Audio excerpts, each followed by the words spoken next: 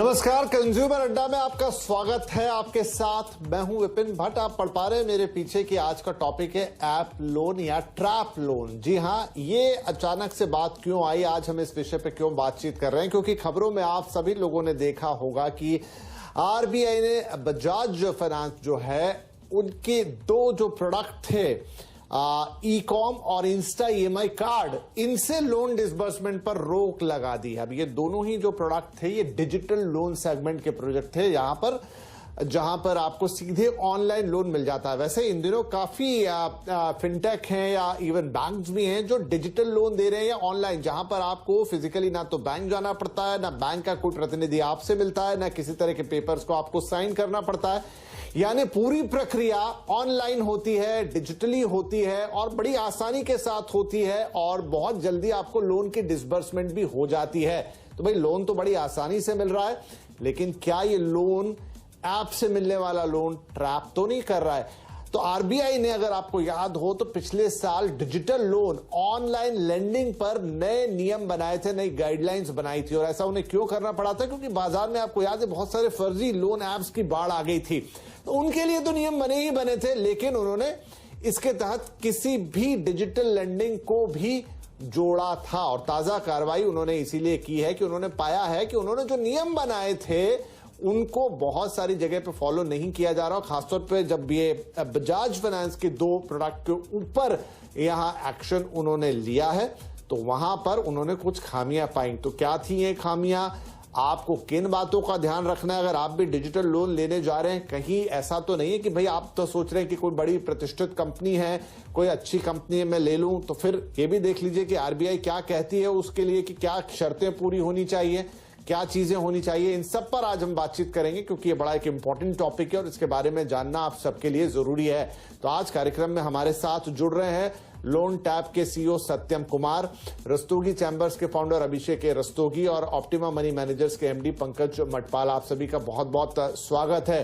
तो सत्यम, हम आपसे ही शुरुआत करते हैं क्योंकि आप भी एक तरह का फिनटेक चलाते हैं जो लोगों को लोन भी देती है। आरबीआई की गाइडलाइंस क्या कहती हैं, सबसे पहले तो आप यही बताएं। नमस्कार विपिन जी। सो आरबीआई ने लास्ट ईयर जो है फाइनेंशियल सेक्टर में फिनटेक को रेगुलेट करने के लिए बहुत ही डिटेल्ड गाइडलाइन, डिजिटल लेंडिंग की गाइडलाइन बनाई थी, डीएलए के लिए बनाई थी। और उसमें एक बहुत ही साफ और क्लियर शब्दों में कहा गया था कि एक स्टेटमेंट मिलेगा, एक लेटर मिलेगा या एक चिट्ठी मिलेगी जिसको कि की फैक्ट स्टेटमेंट बोलते हैं। हम की फैक्ट शीट बोल सकते हैं, की फैक्ट स्टेटमेंट बोल सकते हैं उसको, जिसमें से कि जितनी भी जो सार है, जो आपके लोन के जो टर्म्स के जो सार बोल सकते हैं, वो उसमें लिखा हुआ होगा, साफ शब्दों में लिखा होगा और एक पर्टिकुलर टेम्पलेट के हिसाब से लिखा होगा कि उस पर किस इंटरेस्ट रेट पे लोन दिया गया है, प्रोसेसिंग फी कितना है, उसकी वजह से उसका एपीआर या आईआरआर कितना जा रहा है उस लोन में, उसके क्लोजर कंडीशंस क्या हैं, कुछ फोरक्लोजर चार्जेस हैं या पीनल इंटरेस्ट रेट कितना है, जो कि न्यूमेरिकली लोगों के को जो फाइनेंस के नंबर समझने में जो आसानी होती है, ताकि उनको कहीं 30 पेज, कहीं 5 पेज, कहीं 25 पेज की डॉक्यूमेंट पढ़ करके खोजना नहीं पड़े कि मेरा क्या क्या रिपरकशंस हो सकता है अगर एक छोटी मोटी गलती हुई या मुझे कुछ और मतलब चेंज करना है टर्म्स में, तो मुझे क्या क्या चेंज करना पड़ेगा। तो वो की फैक्ट स्टेटमेंट करके उन्होंने इंट्रोड्यूस किया था और ये जो जिसका टाइमलाइन दिया गया था लास्ट ईयर के नवंबर के आसपास, जो इसको हर एक डिजिटल लेंडर को इम्प्लीमेंट करना था। तो ऑलमोस्ट 12 महीने हो गए इस इम्प्लीमेंटेशन के टाइमलाइन के, और एज अ प्रोसेस जो है आरबीआई लगातार इसको ऑडिट कर रही है सारी इंस्टीट्यूशंस को, और जहां जहां पे खामियां दिख रही है या गैप दिख रही है उसको हाईलाइट किया जा रहा है या पेनलाइज किया जा रहा है। तो एक की फैक्ट स्टेटमेंट आप समझ लीजिए कि एक जैसे जन्मपत्री होती है, तो एक आपकी बात मुझे समझ में आ गई और मैं दर्शकों की सहूलियत के लिए यहाँ जोड़ देता हूं कि जो की फैक्ट स्टेटमेंट है, यानी बहुत अच्छे से समझाया इनफैक्ट आपने सत्यम की सारी चीजें। एक लोन लेने से समय आप क्या देखते हो भाई, मुझे कितना इंटरेस्ट लगेगा, मैं कैसे रीपे करूंगा, मेरी ईएमआई कितनी होगी, उसमें कितना इंटरेस्ट पार्ट होगा, कितना प्रिंसिपल होगा, मान लीजिए कभी ईएमआई किसी वजह से नहीं हो पाई, मेरे बैंक में पैसे नहीं रहे तो फिर कितना फाइन होगा, चेक से दे रहा हूं तो कितना, अगर चेक बाउंस हो गया। तो ये मोटी चीजें आपको लोन लेते समय पता होनी चाहिए। और जो सत्यम ने कहा कि वो पहले जब हम टिपिकली लोन के पेपर साइन करते थे इतना बड़ा चिट्ठा होता था, उसमें कहा कौन सी बात लिखी, नहीं वैसा नहीं होना चाहिए, साफ साफ शब्दों में बिल्कुल, क्योंकि यहाँ कोई ह्यूमन इंटरवेंशन नहीं है, आप सिर्फ मशीन से बात कर रहे हैं, आप एक ऑनलाइन इंटरफेस से बात कर रहे हैं, तो बातें क्लियर होनी चाहिए। पंकज भटपाल साहब, जहां तक, क्योंकि इस मामले बजाज फाइनेंस वाले मामले से ये पूरा मामला उठा और इसलिए हम शो कर रहे हैं, कंपनी के बारे में हम ज्यादा कुछ नहीं कह रहे, हम लोगों को यहां जागरूक करने की बात कर रहे हैं, क्योंकि अब ये बात आगे चलेगी। कंपनी का स्टेटमेंट हालांकि उसमें आया, उन्होंने कहा कि हमने की इफेक्ट स्टेटमेंट दिया है, हाँ उसमें अगर किसी प्रकार की कोई कमी है आरबीआई के हिसाब से तो हम उसको ऑप्टिमाइज करेंगे, उसको बेहतर करेंगे। और साथ में आरबीआई ने भी दोनों ही चीजें की थी कि non adherence of RBI digital lending guideline, non issuance of the key fact statement and deficiencies in key fact statement. एक तो आप दे ही नहीं रहे और दे रहे हैं तो उसमें कुछ कमियां हैं। अब मैं आपसे पूछना चाहता हूं, क्योंकि आप इन सारी चीजों को बहुत क्लोजली फॉलो करते हैं और ये इन दिनों काफी मतलब ऐप सा हो गया, और क्यों ना हो, बड़ा सरल तरीका हो गया है कि आपको लोन वगैरह लेना है तो आप तुरंत जाएं और डिजिटली ले लें, उतने लंबे झंझट से बचे, तो सुविधा तो हो गई है। लेकिन क्या कंपनियां उन चीजों को फॉलो कर रही हैं जो आरबीआई के गाइडलाइंस है, साफ साफ की फैक्ट स्टेटमेंट में वो लिखे होते हैं, या फिर अभी भी उसमें गोल गोल चीजें ही हैं? बिल्कुल, देखिए विपिन जी, ऐसा है कि बहुत सारे फिनटेक प्लेटफॉर्म्स हैं और ये भी हो सकता है कि जो बातें हैं पूरी लिखी ना हो या फिर उनको थोड़ा सा क्लैरिटी ना हो उसके ऊपर, और कई बार ये भी होता है कि लिखा हो तो उसके बाद भी बोरोवर जो होते हैं वो क्योंकि डिजिटल है तो लास्ट में आपको एक्सेप्ट या उसको एग्री करना है तो सीधे स्क्रॉल डाउन करते हैं और एग्री कर देते, पढ़ते भी नहीं है। तो पहली बात तो ये है कि यदि उस डॉक्यूमेंट में कुछ खामियां हैं तो वो तो डेफिनेटली जो भी लैंडिंग सर्विस प्रोवाइडर है उनकी गलती है, उनको ठीक करना चाहिए। और दूसरी बात यह है कि यदि सब कुछ लिखने के बाद भी जो बोरोवर्स हैं वो उसको नहीं देख रहे हैं तो उनको भी मेरी सलाह है कि उनको जरूर पढ़ना चाहिए, क्योंकि लोन मिलना बहुत आसान हो गया है। और जैसा आपने कहा कि पहले जो हम डॉक्यूमेंट साइन करते थे फिजिकली, वो जाते थे, कुछ टाइम लगता था ड्यू डिलिजेंस में, अब सब कुछ ऑनलाइन होता है। और ये जो फिनटेक है इनके पास क्योंकि बैंकिंग एग्रीगेटर का एक लाइसेंस होता है तो आपके बैंक अकाउंट को डायरेक्टली वो एक्सेस कर सकते हैं। आपके जो डॉक्यूमेंट्स हैं, आपके इनकम टैक्स डॉक्यूमेंट हो या पैन कार्ड हो, उसको आधार कार्ड हो, उसको एक्सेस कर लेते हैं विद योर कंसेंट। तो इससे आपका जो भी मतलब उन्हें जानना आपके बारे में वो जानकारी हासिल कर सकते हैं। लेकिन अगर आप पढ़ेंगे नहीं या तो इन्फॉर्मेशन आधी दी हुई है तो भी आपको जानना चाहिए कि जैसा आप एक्सप्लेन कर रहे थे अभी कि क्या क्या टर्म्स हैं, क्या फीचर्स हैं, कितना मुझे यहाँ पे इंटरेस्ट लगेगा, अगर मैं समय से पहले यहाँ से निकलना चाहूं तो उसके लिए, क्योंकि आरबीआई ने कहा है कि वो सुविधा देनी होगी, तो क्या मुझे मिल रही है या नहीं मिल रही है, तो इन सबकी जानकारी होना जरूरी है। तो ये डिपेंड करेगा one service provider to other service provider कि उन्होंने किस तरह से इसको एक्सप्लेन किया हुआ है और बोरोवर को उसका ध्यान रखना चाहिए। राइट। यहां पर मैं रस्तोगी साहब आपसे ये समझना चाहूंगा कि उन्होंने, आरबीआई ने अपने गाइडलाइन में साफ कहा है कि अगर कोई फिनटेक है या मतलब हम करें लोन सर्विस प्रोवाइडर जिसको वो कह रहे हैं, एलएसपी बोल रहे हैं, जिसका अपना एक इंटरफेस है जिस पे जाके आप लोन ले रहे हैं, लेकिन वो लोन आपको नहीं देंगे। लोन कौन देगा? लोन कोई पीछे बैंक देगा या कोई एनबीएफसी देगी, और वो सिर्फ एक मीडिएटर का काम करेंगे। पैसे का लेन देन डायरेक्ट ग्राहक के और एनबीएफसी या बैंक के बीच में होगा। किसी तरह की फीस भी चार्ज नहीं की जा सकती, और कोई फीस अगर लगती भी है तो वो बैंक या एनबीएफसी पे करेगी, ग्राहक नहीं करेगा। क्या ये सारी चीजें फॉलो हो रही है और मैं सही कह रहा हूं? देखिए, होता क्या है कि जब ये एलएसपीज का रोल देखा जाता है तो LSPs must act as an intermediary. जब वो एक इंटरमीडियरी की तरह एक्ट करते हैं तो आरबीआई की गाइडलाइंस और ऑब्जेक्टिव ये है कि कंज्यूमर पर एडिशनल बेनिफिट पर एडिशनल बर्डन ना पड़े, पहली चीज। दूसरी चीज, आरबीआई का ऑब्जेक्टिव ये भी है कि जो कंज्यूमर है, जो अल्टीमेटली लोन लेना चाहता है, वो उस लोन की कंडीशंस को समझ पाए। तो जब ये मैटर्स कोर्ट में जाते हैं तो कोर्ट 3-4 चीजों की ध्यान में रखती है। पहला, क्या कोई ऐसा इंटरप्रिटेशनल इश्यू था जो कंज्यूमर को नहीं समझ में आ सकता, पहली चीज। दूसरी चीज, क्या कोई कंडीशन ऐसी है जो एक स्टैंडर्ड कंडीशन है बट वो बहुत हार्श है कंज्यूमर पर। और जब ये बैंक से लोन देते हैं तो इनके स्टैंडर्ड कॉन्ट्रैक्ट्स होते हैं, और बहुत सारी जगह ऐसे स्टैंडर्ड कॉन्ट्रैक्ट्स ऐसे वर्डेड होते हैं कि वो बैंक्स को फेवर करेंगे, कंज्यूमर को नहीं फेवर करेंगे। तो बहुत सारी सिचुएशन ऐसी भी आती है कि जब कोर्ट ये डिटरमिन करता है कि क्या ये स्टैंडर्ड कॉन्ट्रैक्ट्स हार्श हैं कंज्यूमर के अगेंस्ट। इसलिए एलएसपीज का रोल पर आज बहुत जो प्रश्न उठता है वो ये उठता है कि क्या ये ट्रांसपेरेंट एंड फेयर सिस्टम होना चाहिए तो कैसे होना चाहिए, और क्या ये आरबीआई की गाइडलाइंस को फॉलो कर रहे हैं। तो जब एलएसपीज के रोल की बात होती है तो पहली चीज तो यह है कि जो भी इंटरप्रिटेशनल इश्यूज हैं या जो भी चीज ऐसी हैं जो कंज्यूमर समझ नहीं पा रहा है, उसका ऑब्जेक्टिव है कि वो कंज्यूमर को ये चीज समझाएं। कोई भी ऐसा बर्डन या हिडन कॉस्ट या हिडन फैक्टर जो उस ट्रांजैक्शन को मेक और ब्रेक ट्रांजैक्शन कर सकता है, वो उसको उसकी ड्यूटी बनती है एलएसपीज की कि वो उसे कंज्यूमर को समझाएं।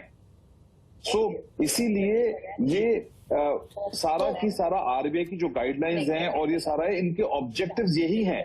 इसीलिए at the end of the day ये भी इंपॉर्टेंट है कि जो कंज्यूमर उस डॉक्यूमेंट पे साइन कर रहा है या ऑनलाइन मीडियम के थ्रू, इन इंटरमीडिएट्स के थ्रू एक लोन कॉन्ट्रैक्ट में एंटर हो रहा है, वो भी उन टर्म्स एंड कंडीशंस को जस्ट टिक द बॉक्स ना करे। बहुत बार ऐसा भी होता है कि कंज्यूमर की नेग्लिजेंस की वजह से वो टर्म्स एंड कंडीशंस होती हैं बट वो पढ़ते ही नहीं है। टर्म्स एंड कंडीशंस भले 1 पेज की हो या 3 पेज की हो, वो उसकी ड्यूटी है कंज्यूमर की कि वो उसको टर्म्स एंड कंडीशंस को पढ़े। पहली चीज। दूसरी, अगर कोई टर्म्स एंड कंडीशन उसको क्लियर नहीं है तो उसका वो उनसे एक्सप्लेनेशन मांगे, वो बहुत इंपॉर्टेंट है। एंड एलएसपीज का इंपॉर्टेंट रोल है। आई थिंक एलएसपीज का इंपॉर्टेंट रोल केवल बैंक्स की तरफ से नहीं है बट कंज्यूमर की तरफ से भी है, because consumer ultimately is the king.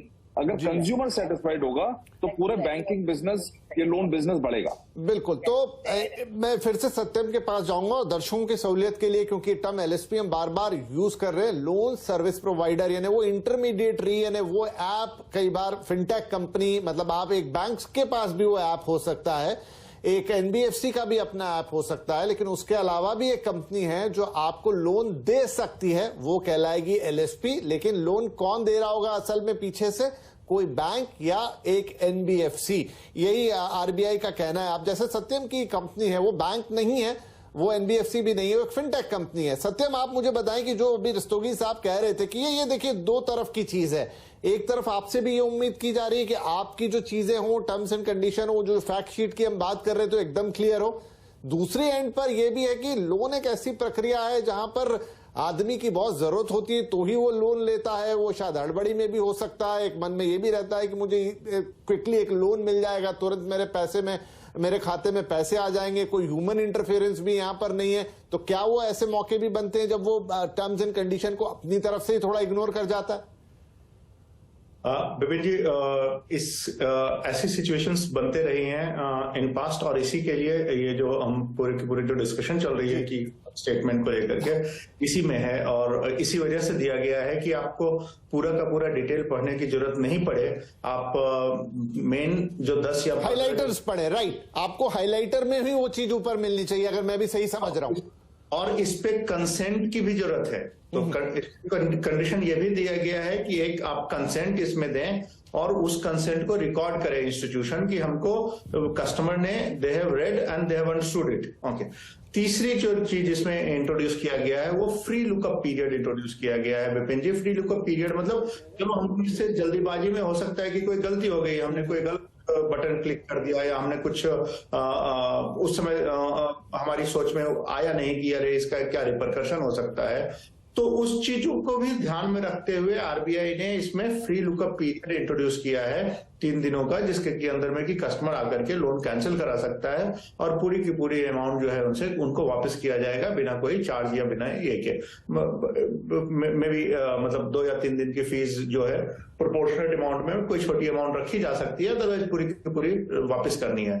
तो इन सारी सिचुएशन को ह्यूमनली सोच करके रिजर्व बैंक ऑफ इंडिया ने ये पूरा का पूरा इंट्रोड्यूस किया है, जिसमें पॉजिटिव कंसेंट होना जरूरी है और जिसमें फ्री लुकअप पीरियड होना जरूरी है। और जितने भी पीनल प्रोविजंस या इंटरेस्ट रेट, दोनों अमाउंट में कैलकुलेशन, उसके साथ साथ उसका परसेंटेज में कैलकुलेशन, हर एक तरह के चार्जेस का इंपैक्ट इंटरेस्ट कॉस्ट में, ये सारा का सारा चीज इंस्टीट्यूशन को मेंशन करना है, लेंडिंग इंस्टीट्यूशन को, और उस पर कंसेंट लेनी है। तो जैसा आपने बोला कि कस्टमर से इस तरह की गलती कई बार हुई है और होती रहती है, तो उसको रिवर्स कराने की भी सहूलियत दी गई है। जी नहीं, आपने बहुत अच्छी बताई कि जो फ्री लुक पीरियड है, जो और भी कई बार ऑनलाइन शॉपिंग में आपको मिलता है, वो आपके इस लोन में भी। मान लीजिए कि आपको लगता है 2-3 दिन के अंदर, या जो भी वो पीरियड का टाइम है, 7 दिन है, 2 दिन है, 5 दिन है, कि नहीं ये प्रोडक्ट मैंने गलत ले लिया है, तो आप उसको वापस भी कर सकते हैं। ये भी आपके हाथ में है और वो कंसेंट के बिना नहीं होगा। ये भी एक इंपॉर्टेंट पॉइंट है। ब्रेक लूं उससे पहले पंकज मेटपाल साहब, क्योंकि थोड़े दिन पहले आरबीआई का डेटा था कि इस समय जो पर्सनल लोन है वो अपने पीक पर है, मैक्सिमम पर्सनल लोन, काफी बड़ा डेटा है जहां पर काफी लोग, तो क्या ये इस तरीके से जो डिजिटल लोन आ गए हैं या इजी लोन आ गए हैं, उस वजह से भी ये नंबर काफी बड़ा हुआ दिखाई दे रहा है, जहां पर अब लोन लेना एक काफी आसान सी चीज हो गई है? बिल्कुल सही बात है। देखिए, एक तो ये है कि शायद इस माहौल में लोगों को लगता है कि वो रिपेमेंट आसानी से कर सकते हैं, तो जब ये सोच पॉजिटिव है कि रिपेमेंट कर सकते हैं, तो लोन लेने के चांसेस बढ़ जाते हैं। और दूसरी बात, उसी वक्त पर यदि लोन आसानी से मिल रहा हो, आपको कुछ ज्यादा मेहनत नहीं करनी पड़ रही है, मिनिमम डॉक्यूमेंटेशन वो भी ऑनलाइन, और लोन हो जाता है, तो ये भी बड़ा कारण है। तो एक तो मतलब यह है कि लोगों की ख्वाहिशें बढ़ गई हैं, उम्मीद है कि हम रिपेमेंट कर सकते हैं, और साथ में आसानी से लोन मिल रहा है। तो इन सब बातों के चलते हुए मुझे लगता है कि जो लोन का जो हम देख रहे हैं कि बढ़ रहा है, ये इसकी एक वजह है।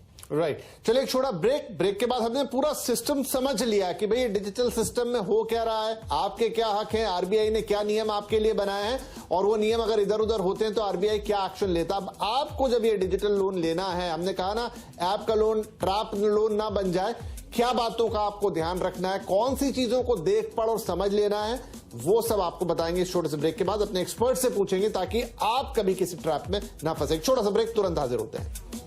बात हो रही है ऐप लोन या फिर ट्रैप लोन। हाल ही में आरबीआई ने एक एक्शन लिया है जिसमें उसने कुछ 2 लोन प्रोडक्ट को रोक दिया है लोन देने से, जो कि डिजिटल प्रोडक्ट थे। क्यों? क्योंकि उनको लगा कि उसमें जो की फैक्टर्स हैं, जो एक्सप्लेनेशन है, जो रूल्स एंड रेगुलेशन उन्होंने सेट किए हैं डिजिटल लेंडिंग के लिए, वो फॉलो नहीं हो रहे हैं। और आरबीआई ने सब इसलिए किया है क्योंकि ये रूल्स उन्होंने ही पिछले साल लेकर आए थे ताकि ग्राहकों को किसी भी गड़बड़ी से बचाया जा सके, उनके हितों की रक्षा की जा सके। तो आज हम आपके हितों की ही बात कर रहे हैं कि कैसे उन्हें और बेहतर बनाया जा सकता है।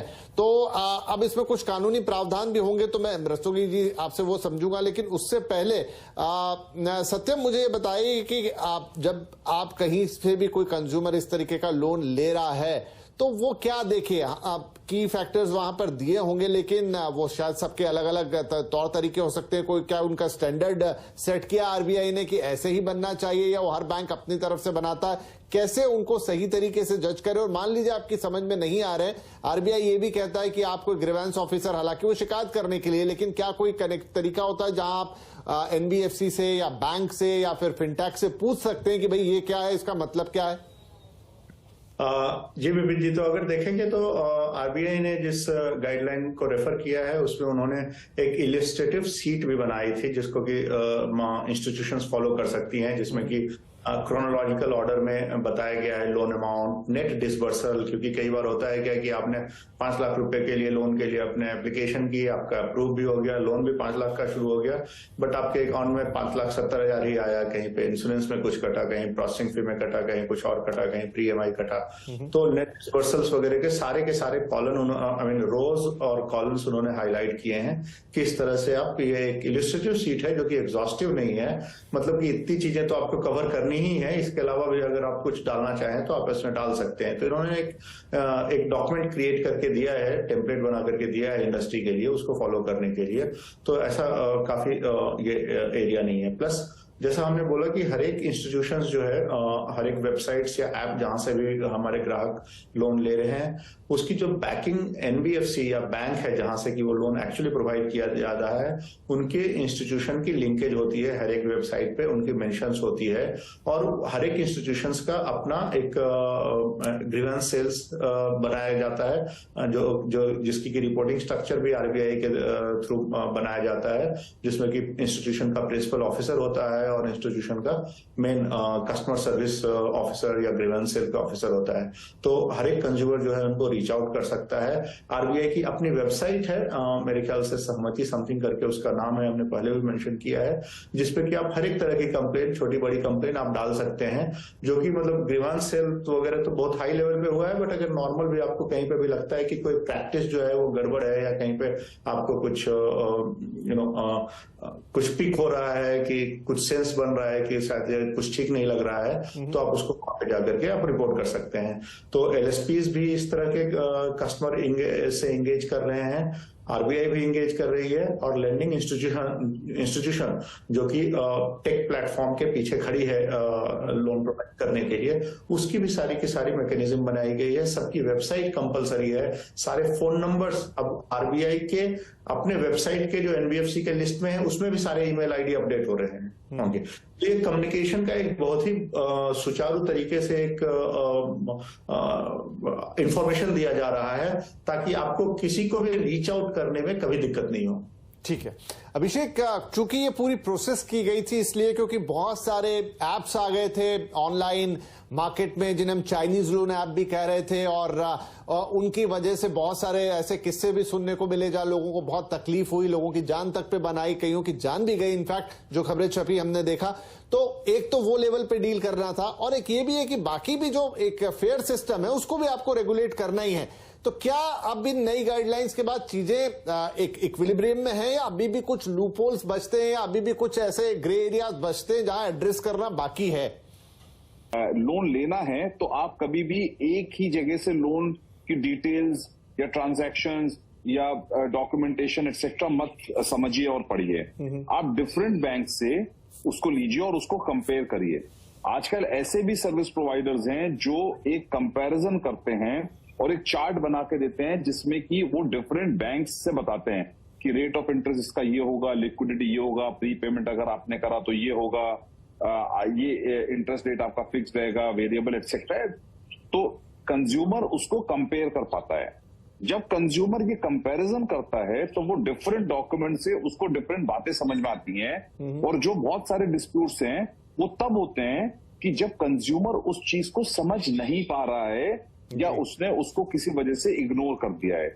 उन डिस्प्यूट्स का तो आज आरबीआई जो गाइडलाइंस लाना चाहता है उसका ऑब्जेक्टिव यही है कि एक ट्रू एंड ट्रांसपेरेंट सिस्टम हो जिसमें कि जो लोन ले रहा है उसे पता हो कि वो किन कंडीशंस पे लोन ले रहा है। कल को ऐसा नहीं हो कि वो समझा कुछ था मगर कंडीशन कुछ और है। अब आपका जो अहम प्रश्न है वो ये है कि क्या ये सारी गाइडलाइंस फॉलो हो रही हैं? आइडली ये गाइडलाइंस बहुत इंपॉर्टेंट है, मैंडेटरीली टू बी फॉलोड वाली गाइडलाइंस हैं। ये मैंडेटरीली फॉलो करना है इनको, सर्विस प्रोवाइडर्स को और बैंक्स को। तो आइडली ये गाइडलाइंस फॉलो होनी चाहिए, मगर ये गाइडलाइंस दो किस्म के किस्सों में फॉलो नहीं हो पाएंगी, जहां पर कि या तो गाइडलाइंस में ही एम्बिगुइटी है या कोई ऐसा लूपहोल है, या फिर कंज्यूमर उस गाइडलाइन को समझ नहीं पा रहा है। गॉट योर पॉइंट, और इसीलिए शायद आरबीआई के कदम भी आया है। अब चूंकि मेरा समय समाप्त हो रहा है, क्विकली एक प्रैक्टिकल क्वेश्चन जो कि पंकज मटपाल साहब आपसे, कि देखिए उसके रूल्स रेगुलेशन ये तो एक तरफ है सारी चीजें, लोन एक दूसरा आपका फाइनेंशियल डिसीजन भी है। चूंकि बहुत इजीली जब चीजें मिलने लग जाती है, बिल्कुल ऑनलाइन शॉपिंग टाइप का किस्सा है कि आपको ऑनलाइन घर बैठे तो आपने ऐप पे बटन दबा दिया, शॉप कर लिया, जरूरत थी नहीं खरीद लिया टाइप की चीज। तो अगर आसान है तो कई बार वो ट्रैप भी बन सकता है। तो कैसे डिसीजन ले कि मुझे लोन की आवश्यकता है या नहीं है? बिल्कुल विपिन जी, ये तो जो भी ग्राहक है सोचना चाहिए कि जरूरत है या नहीं है। कोई चीज आसानी से मिल रही है लेकिन यदि जरूरत नहीं है तो क्यों आप ले रहे हैं, तो ये तो एक पर्सनल डिसीजन होगा। और दूसरी बात ये भी है कि यदि आप लोन ले रहे हैं तो उसकी जानकारी होना बहुत जरूरी है। आसानी से मिल रहा है इसलिए इसका मतलब ये नहीं है कि जहां आसानी से मिल रहा है वो ले ले। अगर थोड़ी सी मेहनत भी करनी पड़े तो भी आपको जानकारी और जो सवाल आपके मन में हैं उनके उत्तर मिले बिना आपको लोन नहीं लेना चाहिए। तो ये दोनों बातें इंपॉर्टेंट हैं, जरूरत हो तभी लें, और साथ ही जो भी सवाल आपके मन में है उनके आंसर आपके पास होने चाहिए, मिलने चाहिए आपको। चलिए, तो कोशिश यही थी आज के कार्यक्रम की कि हम आपको थोड़ा अवेयर करें। आप पूरी आरबीआई की भी कोशिश यही रहती है, उन्होंने गाइडलाइंस बनाई हैं। उन गाइडलाइंस का पिछले साल काफी जिक्र हुआ था, लेकिन उसके बाद चीजें शांत थी। लेकिन अब इस तरह की चीज आई, जब उन्होंने खुद एक्शन लिया, तो क्यों वो एक्शन लिया, क्यों जरूरत पड़ी, क्या उसके इंप्लीकेशंस है, और आपको एज ए कंज्यूमर किन चीजों को जानना जरूरी है, आरबीआई ने आपकी सुविधा के लिए किन गाइडलाइंस को बनाया है, वो आज आपको बताने की कोशिश रही। और डिजिटल लोन अगर आप लेना चाहते हैं तो उसका ए से जेड तक क्या प्रोसेस है, किस तरीके से, कौन सी चीजें क्या पढ़नी है, कैसे करनी है, आई होप कि आज यहां पर एक क्लैरिटी आई होगी। इसलिए आप तीनों ही मेहमानों का इस कार्यक्रम में शामिल होने के लिए और ये सारी बातें हमारे समझ रखने के लिए बहुत शुक्रिया, धन्यवाद।